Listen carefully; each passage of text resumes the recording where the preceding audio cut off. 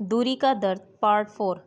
اسی وجہ سے اس کا دل وہاں لگ گیا تھا۔ ادھر رحیم بخش کی بیوی باور کراتی کہ میرے بیٹے بہت جلد نائلہ تیری دلہن بن کر ہمیشہ کے لیے تیرے گھر آ جائے گی۔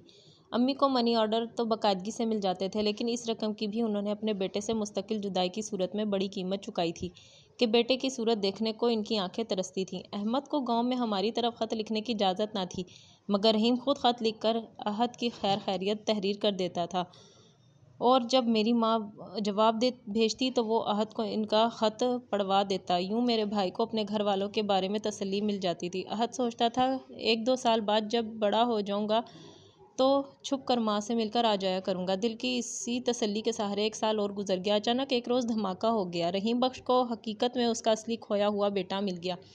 اب اس گھر آنے کو میرے بھائی کی ضرورت نہ رہی تھی۔ ماں جو پہلے احد کو نائلہ سے بیاہنے کے خواب دیکھ رہی تھی، جو احد سے سگی ماں کی طرح محبت کرنے لگی تھی، وہ بھی بدل گئی تھی۔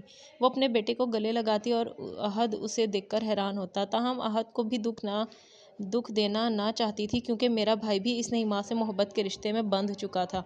بہرحال حقیقت تو حقیقت ہوتی ہے۔ اب کہانی کا انجام قریب ہو گیا۔ بھائی اس قدر افسردہ نہ ہوتا اگر نائلہ کی ذات درمیان میں نہ ہوتی، کیونکہ یہ ایک دوسرے سے پیار کرنے لگے تھے۔ دونوں ہی خوش تھے کہ عنقریب ان شادی کے بندھن میں بندھ جائیں گے۔ احد اس رہائی پر خوش تھا، مگر ناخوش بھی، کیونکہ اس کی شادی نائلہ سے نہیں ہو سکتی تھی۔ رحیم بخش کے کاروبار اور اس کے اصل جائیداد کا وارث سمیع اللہ واپس آ چکا تھا۔ ان لوگوں نے احد اور نائلہ کی ملاقات پر بھی پابندی لگا دی تھی۔ نائلہ کی شادی کی تیاریاں ہونے لگیں۔ اس کے آنسوؤں کو کسی نے نہ دیکھا، کیونکہ احد اس کی پھوپھی کا لڑکا نہیں تھا۔ یہ ثابت ہو گیا تھا، اور یہ بھی کہ وہ گاؤں کا ایک غریب لڑکا ہے، لہٰذا اب دولہا تو سمیع اللہ ہی کو بننا تھا۔ میرا بھائی نائلہ اور سمیع کی شادی کے 1 دن بعد ہی گھر واپس آ گیا۔ ہمیشہ کے لیے یہ دن میری ماں اور ہم سب بہن بھائیوں کے لیے روزے عید تھا۔